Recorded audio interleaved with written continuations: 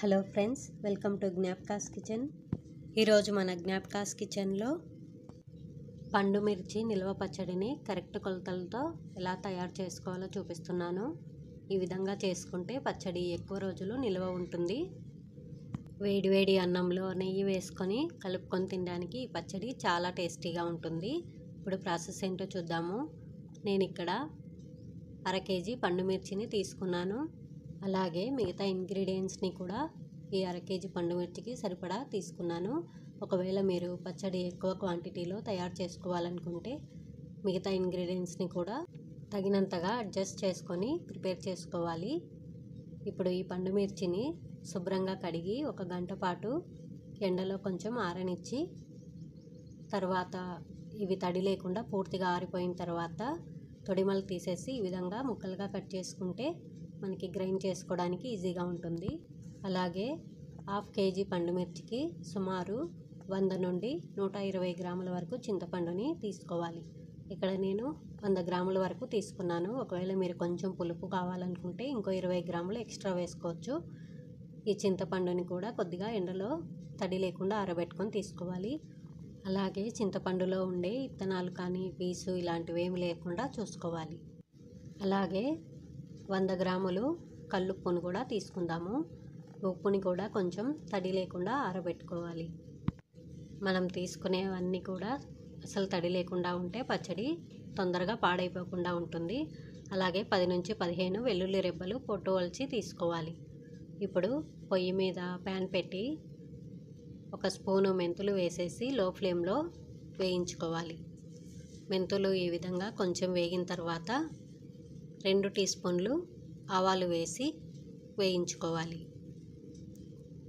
వీటిని లో ఫ్లేమ్లోనే నిదానంగా వేయించుకోవాలి. ఆవాలు కూడా చిటపటమనిన తర్వాత స్టవ్ ఆఫ్ చేసి ఇవి కొద్దిగా చల్లారిన తర్వాత మిక్సీ జార్లోకి తీసి పొడి చేసుకోవాలి.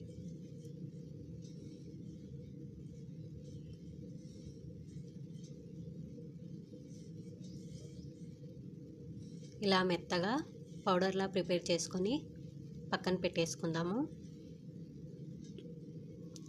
ఇప్పుడు ఒక పెద్ద మిక్సీ జార్లోకి ముందుగా మనము తీసుకున్న చింతపండు ఉప్పుని గ్రైండ్ చేసి తీసుకుందాం. ఈ విధంగా ముందు చింతపండు ఉప్పుని గ్రైండ్ చేసుకోవడం వలన పచ్చడి మొత్తానికి కూడా పులుపు ఉప్పు అనేది బాగా పడుతుంది. ఈ విధంగా ఒకసారి గ్రైండ్ చేసుకున్న తర్వాత ఇప్పుడు మనము కట్ చేసి పెట్టుకున్న పండు మిర్చిని వేసుకోవాలి.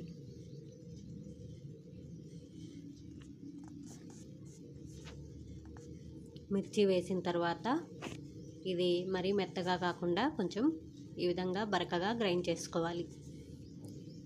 మధ్య మధ్యలో ఆపుకుంటూ గ్రైండ్ చేసుకుంటే ఎక్కడా కూడా తొక్కలు లేకుండా మెదుగుతుంది. ఇప్పుడు పొట్టు తీసిన వెల్లుల్లి రెబ్బలు, అలాగే 1/2 స్పూను పసుపు, గ్రైండ్ చేసి పెట్టుకున్న ఆవాలు మెంతుల పొడి కూడా వేసి మరీ మెత్తగా కాకుండా అక్కడక్కడ కొంచెం వెల్లుల్లి కనపడేటట్లుగా ఒకసారి గ్రైండ్ చేసి తీసుకోవాలి. మీరు కావాలంటే ఈ పచ్చడిని రోట్లో అయినా రుబ్బుకోవచ్చు. రోట్లో రుబ్బిన పచ్చడి అయితే ఇంకా ఎక్కువ రోజులు నిల్వ ఉంటుంది. టేస్ట్ కూడా చాలా బాగుంటుంది.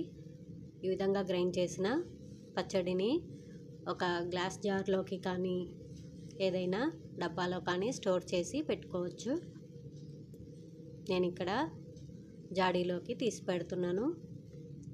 ఈ విధంగా నిల్వ చేసుకొని మనకు ఎప్పుడు ఎంత పచ్చడి కావాలంటే అంత తీసుకొని దీనికి తాలింపు పెట్టుకుంటే ఎంతో టేస్టీగా ఉండే పండు మిరపకాయ పచ్చడి రెడీ అయిపోతుంది.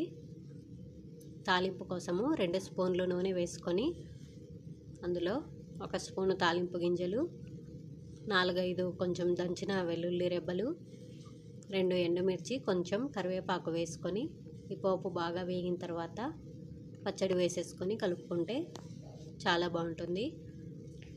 వేడివేడి అన్నంలో కొద్దిగా నెయ్యి వేసుకొని ఈ పచ్చడి కలుపుకుంటే చాలా బాగుంటుంది. ఈ వీడియో మీకు నచ్చితే తప్పకుండా లైక్ చేసి షేర్ చేసి మరెన్నో మంచి మంచి వీడియోస్ కోసం మన ఛానల్ని సబ్స్క్రైబ్ చేసుకోండి. పక్కన ఉన్న బెల్ ఐకాన్ని కూడా యాక్టివేట్ చేసుకుంటే నా వీడియోస్ మీకు నోటిఫికేషన్ ద్వారా వస్తాయి. Thanks for watching.